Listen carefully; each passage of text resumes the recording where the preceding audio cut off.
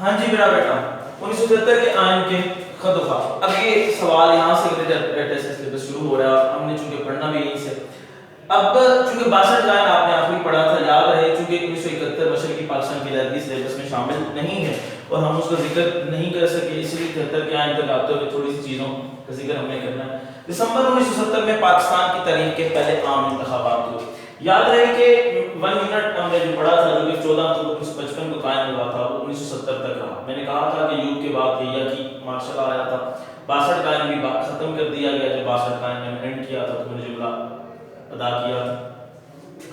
اب جب دسمبر 70 میں انتخابات ہوئے تو انتخابات میں مشرقی پاکستان اور مغربی پاکستان میں ہم دونوں جگہوں کو، مشرقی اور مغربی پاکستان کے اندر مشرقی میں شیخ مجیب الرحمان کی حکومت تھی اور مغربی میں ذوالفقار علی بھٹو نے سیٹیں جیتی، زیادہ مشرقی میں انہوں نے جیتی. اب حکومت بنیادی طور پر تو شیخ مجیب کو جانی چاہیے تھی، لیکن چونکہ کوئی بھی انتقال اقدار کا فارمولہ سائن نہ ہو سکا تو پھر میرا بچہ مارچ 1971 میں آپریشن سرچ لائٹ کے نام سے ایک آپریشن شروع ہوا جو کہ اس قدر شدید بڑھ گیا کہ پھر برطانیہ جو اپنا بھارت ہے اس نے اپنی فوجیں داخل کروا دی وہاں پہ اور یہ جنگ جاری رہی اور 16 دسمبر 71 کو ثبوت مشرقی پاکستان ہو گیا، فال آف ڈھاکہ ہو گیا، بنگلہ دیش مشرقی پاکستان بنگلہ دیش بن گیا اور ہم سے الگ ہو گیا. باقی ماندہ پاکستان جو آج کا پاکستان ہے جو مغربی پاکستان تھا اس میں پھر جو مارشل ایڈمنسٹریٹر تھے یحییٰ خان استعفیٰ دے کے گھر چلے گئے 20 دسمبر 71 کو. پھر اب وہ استعفیٰ چونکہ مارشل ختم نہیں ہوا تھا تو اس لیے پھر سول مارشل ایڈمنسٹریٹر آج تک کے واحد اور پہلے Zulfiqar Ali Bhutto civil martial administrator کے طور پر سامنے آئے. پھر آپ نے مارشل ختم کیا اور صدر بنے آپ نے قومی اسمبلی کا اجلاس، وہ لوگ جو 1970 میں الیکشن جیتے تھے ان کو اسمبلی میں بلایا گیا. اس اسمبلی نے ذوالفقار علی بھٹو کو وزیر اعظم چنا، صدر پھر ذوالفقار علی بھٹو وزیر اعظم منتخب ہوئے اور اب ملک کے سامنے آئین بنانے کا سب سے بڑا پھر اگین جو رہا ہے. ہمیں بنے ہوئے 26 سال ہو گئے اور ابھی تک ہم آئین ہی کھیل رہے ہیں کہ آئین کہاں پہ جائے گا، کیا بنے گا، کس طرح کا بنے گا. 2 آئین بنے اور 2 آئین میں کام ہو گئے. تو یہ وہ ساری چیزیں تھیں. اس کے لیے اب چونکہ عوامی نمائندوں پر مشتمل لوگ آئے تھے الیکشن جیت کر، جو عوامی نمائندے تھے پیور پبلک ریپریزنٹیٹیوز تھے because they got vote from public، وہ عوام سے ووٹ لے کر آئے تھے. تو لہٰذا پھر 17 اپریل 1972 کو آئین ساز کمیٹی بنائی گئی. اب یہ جو آئین ساز کمیٹی تشکیل دی گئی اس کمیٹی کے سربراہ میاں محمود علی قصوری بھٹو صاحب کے قریبی ترین دوستوں کے اندر اور شمار ہوتے تھے. میاں محمود علی قصوری صاحب تو بھٹو صاحب کی اسٹرگل کے ساتھی تھے، بھٹو صاحب کی جدوجہد کے ساتھی تھے. میاں محمود علی قصوری صاحب آئے وزیر قانون تھے اور میاں محمود علی قصوری کی سربراہی میں آئین ساز کمیٹی بنی. لیکن کچھ اختلافات ہو گئے بھٹو اور محمود قصوری کے درمیان اور محمود قصوری نے ریزائن کر دیا. تو پھر عبدالحفیظ پیرزادہ، وہی عبدالحفیظ پیرزادہ جو اس سے پیچھے ایوب اور یحییٰ کے وزیر قانون رہے ہیں، بھٹو صاحب کے وزیر قانون عبدالحفیظ پیرزادہ آئے، ان کی سربراہی میں پھر کمیٹی جو بنی.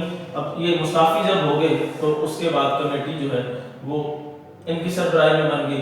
عبدالحفیظ پیرزادہ کی سربراہی میں 20 دسمبر 72 کو آئین سازی کا کام مکمل ہوا. ٹھیک ایک سال بعد بھٹو صاحب کے مارشل ایڈمنسٹریٹرز 20 دسمبر 71 کو بننے کے بعد 20 دسمبر 72 کو ایک سال بعد، ٹھیک مکمل ایک سال بعد آئین سازی کا کام مکمل ہوا. آئین سازی کا کام مکمل کر لیا گیا. اب آئین سازی کا جو مسودہ ہے اس کو اسمبلی میں پیش کیا گیا. اب یہ اسمبلی میں پیش ہوا تو 2-3 ماہ کی مسلسل جو بحث ہے اس کے بعد 10 اپریل 73 کو اس پر اعتراضات آئے. اسمبلی نے اعتراض کیے، وہ دور کیے گئے. ان اعتراضات کو پھر 10 اپریل 73 کو مکمل طور پہ دور کرتے ہوئے قومی اسمبلی نے اس آئین کی منظوری دے دی. 12 اپریل 1973 کو اس وقت کے صدر جناب فضل الہی نے صدر اس پر دستخط کر دی. 14 اگست 1973 کو یہ آئین ملک میں نافذ ہوا اور آج تک 27 ترامیم کے ساتھ نافذ العمل ہے. پاکستان کا سب سے جامع، پاکستان کا سب سے مکمل اور بہترین آئین جو آیا 1973 کا آئین. اور سب سے بڑی بات یہ ہے کہ پاکستان کے سیاستدانوں کا پاکستان کو دیا گیا اگر سب سے بڑا تحفہ ہے تو 73 کا آئین ہے. پاکستانی سیاستدانوں نے اگر پاکستانی عوام کو، پاکستانی سیاستدانوں نے پاکستانی عوام، جمہوریت، اداروں کو کوئی بڑا تحفہ دیا ہے تو وہ جناب 73 کا آئین ہے. اب آئین کے جو خط و خال ہے hope so we will go with the features. اور also we will complete it. تو سب سے پہلی بات افتتاحیہ پریمیبل. پریمیبل افتتاحیہ باقی دساتیر کی طرح یہ بھی پریمیبل ہے. اس کی پریمیبل بھی کون تھی؟ قرارداد مقاصد. اس کی پریمیبل بھی قرارداد مقاصد کا بچہ. اب قرارداد مقاصد افتتاحیہ ہو گیا. آپ کو بھی پتا ہے اور مجھے بھی پتا ہے کہ افتتاحیہ آئین کا حصہ نہیں تھا. تو قرارداد مقاصد کس کا حصہ نہیں تھا؟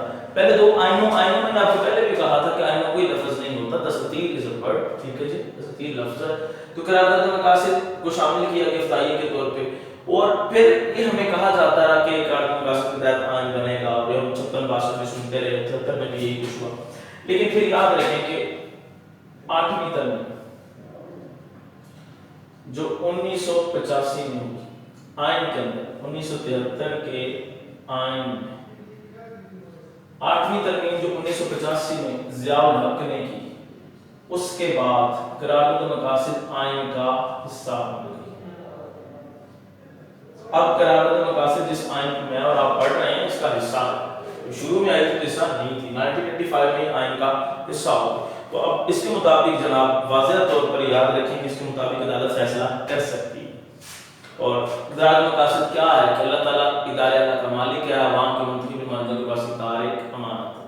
تحریری آئین جتنے بھی آئین دو طرح کے ہوتے ہیں. پچھلے آئین دونوں دساتیر بھی پاکستان میں تحریری تھے، یہ بھی تحریری ہے. اس کی دفعات جو تھی وہ 280 میں. ٹھیک ہے، 56 کے آئین کی دفعات 234، 62 کے آئین کی دفعات 250 اور اس آئین کی دفعات جو ہیں وہ 280. اب اس کے 12 حصے ہیں. ٹھیک ہے جی، 6 گوشوارے ہیں.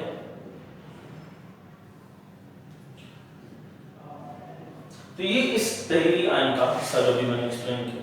اب 12 حصے ہیں، 6 گوشوارے. یہ آئین زیادہ زغیم ہے، زیادہ طویل ہے. زغیم بھی ہے اور طویل بھی ہے. زغیم اس حوالے سے ہے کہ یہ جامع ہے. ٹھیک ہے جی، بہت ساری چیزوں کو بڑی مکمل پیراہی کے اندر ایکسپلین کرتا ہے. طوالت تو ہے ہی لیکن جامع بھی ہے. اور دفعات آرٹیکلز میرے بچوں آپ کو پتا ہے کہ 1 2 3 سے 280 تک آرٹیکلز اور یہ قوانین کا مجموعہ چونکہ آئین ہے تو ایک ایک آرٹیکل ایک آئین. 12 حصے تقسیم کر دیے کہ ٹھیک ہے جی، مقررہ انتظامیہ، عدلیہ اور دیگر اعتبار کے اوپر، عوام اور خارجہ پالیسی کے نام کے اوپر. تو گوشوارے جو ہیں 6 بیسک پیرامیٹرز ان کے اوپر آئین تقسیم کیا گیا. اب تحریری ہیں. اس کے بعد استوار آئین. مجھے یاد رکھیں کہ استوار آئین کا غیر لچکدار آئین. میں نے ذکر کیا تھا آپ کو کہ استوار آئین غیر لچکدار ہوتا ہے اور غیر لچکدار غیر استوار ہوتا ہے. آپ کو بھی پتہ، مجھے بھی استوار ہی غیر لچکدار آئین ایسا آئین جس میں ترمیم آسان نہ ہو. ترمیم آسان نہیں ہوتی غیر لچکدار آئین میں. یاد رکھیں گے جب 73 کا دستور آیا تھا میرا بچہ، چونکہ اس کے اندر ذکر ہے نیم استوار سے غیر استوار کا سفر ہوا ہے. نیم استوار جب 73 کا دستور آیا تھا تو یہ مکمل استوار بھی نہیں تھا اور غیر استوار بھی نہیں تھا. نہ مکمل لچکدار تھا نہ مکمل غیر لچکدار تھا. تو نیم لچکدار تھا کہ ترمیم آسان بھی ہے اور مشکل بھی ہے.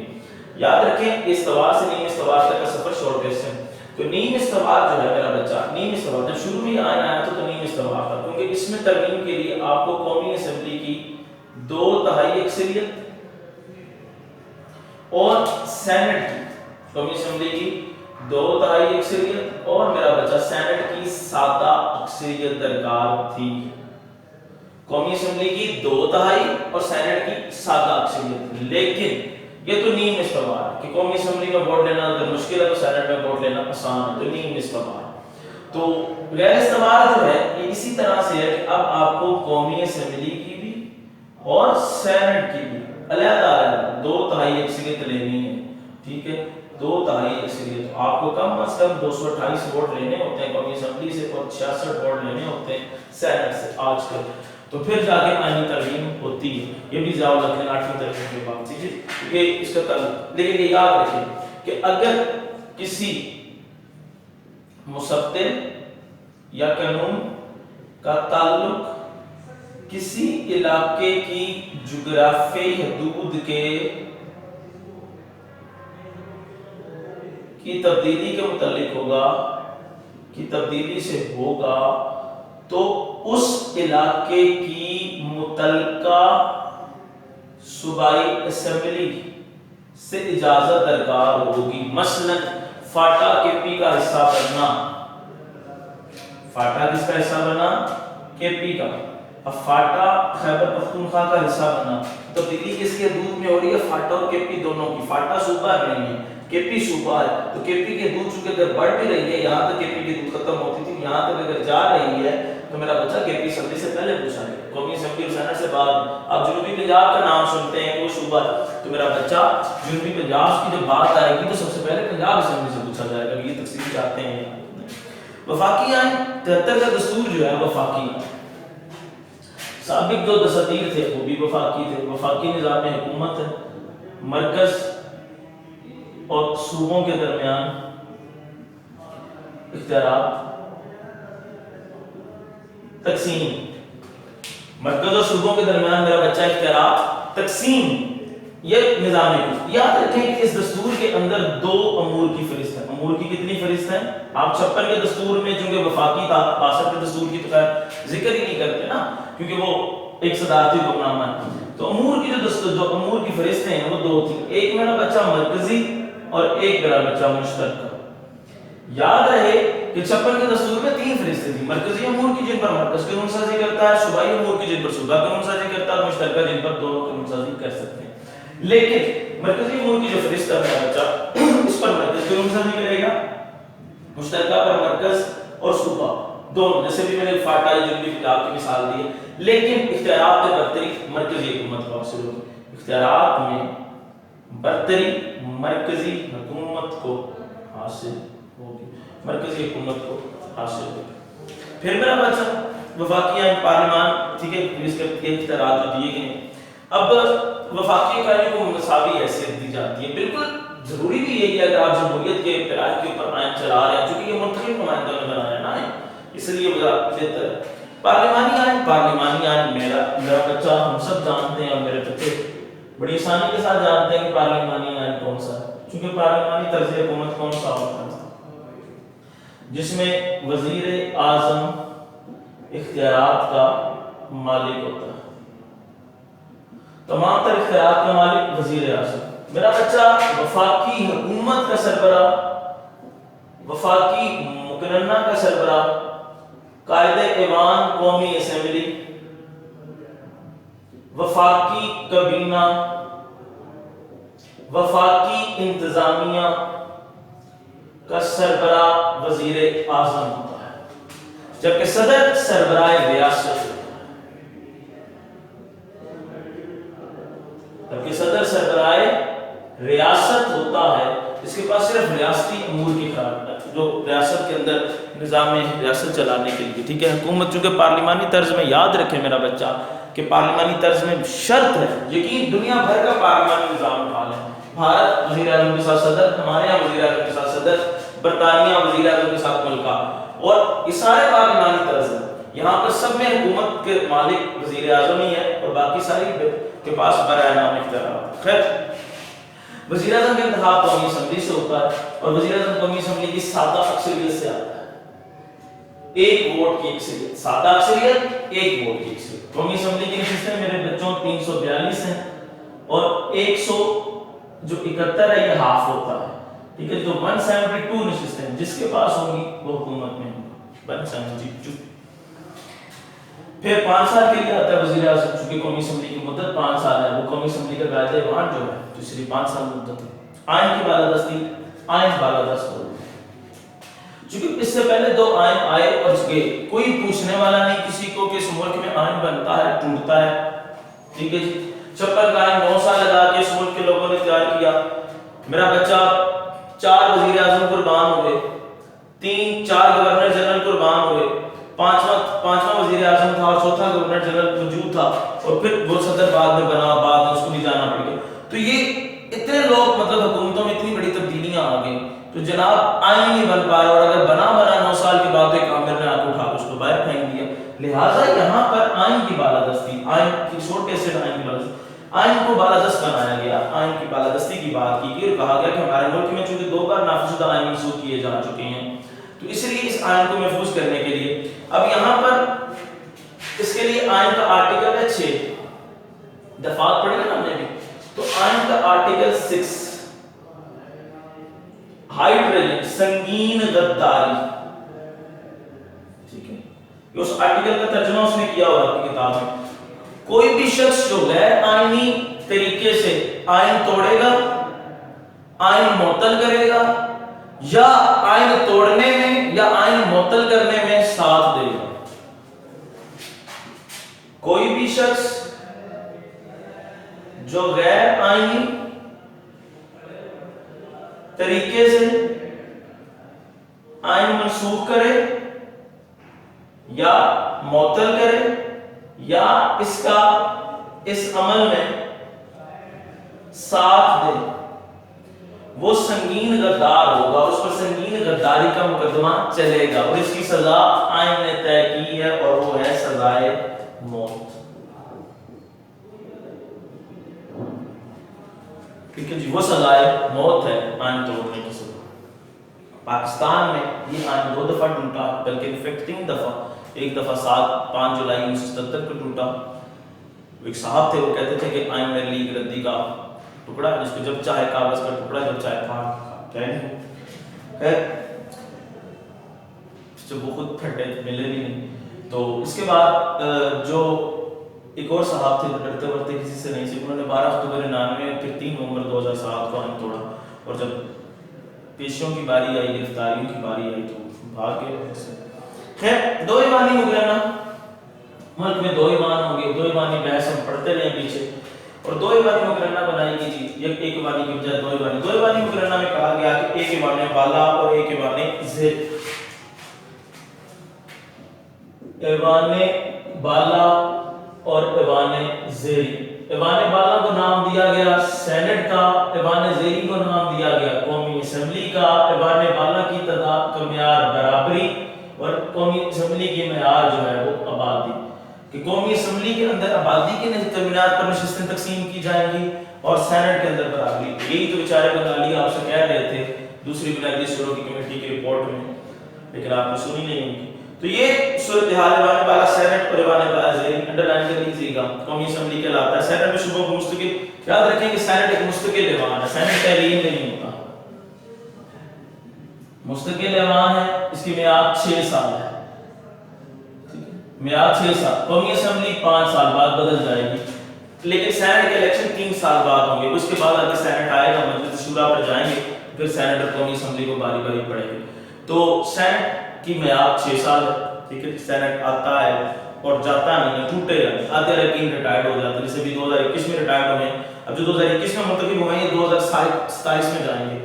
اب الیکشن لیکن 2024 میں ہوگی, کیونکہ لوگ 2018 میں بھی منتخب ہوئے ہیں, ان کی مدت پوری ہو جائے گی. اور قومی اسمبلی عوام کی نمائندگی کرتی ہے. اس کی تعداد کا انحصار عوام براہ راست طریقے سے کرتے ہیں, اور یہ اس کی تعداد 342 ہے, میں نے شروع میں کہا 5 سال کے لیے. اور یہ شورا کی جو تعداد ٹوٹل بنے گی, مجلس شورا کی تعداد کو 446 بنے گی. درست کر لیجیے گا. قومی سینٹ کی 104 ہے میرا بچہ, اور قومی اسمبلی کی 342. جن کتابوں میں پرانی تعداد لکھی ہوئی ہے اس کو درست کر لیں. ٹھیک ہے, 446. تو یہ 446, باقی یہیں سے آئین جو ہے وہ آگے کنٹینیو ہوگا.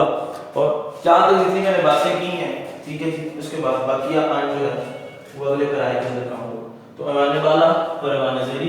ایوان بالا ایک مستقل ایوان ہے, اور ایوان زیری جو ہے وہ جناب ایسا ہی ایوان ہے جو جناب ہر 5 سال بعد تبدیل ہو جاتا ہے. اور پاکستان میں آج تک ایوان جو زیری ہیں وہ مدت اپنی بڑی کم پوری کر کے گیا ہے. پچھلا ایوان ہے, اس سے پچھلا ایوان, اس کے علاوہ مدت پوری نہیں کی ایوانوں نے, اور چونکہ گزرا اعظم ابھی تک نہیں کر کے گئے. خیر یہ تو باتیں جس طرح آگے بڑھیں گی, پھر آگے موو کریں گے, اور اس آئین کی دفاع باقی کنکلیوڈ کریں گے. تو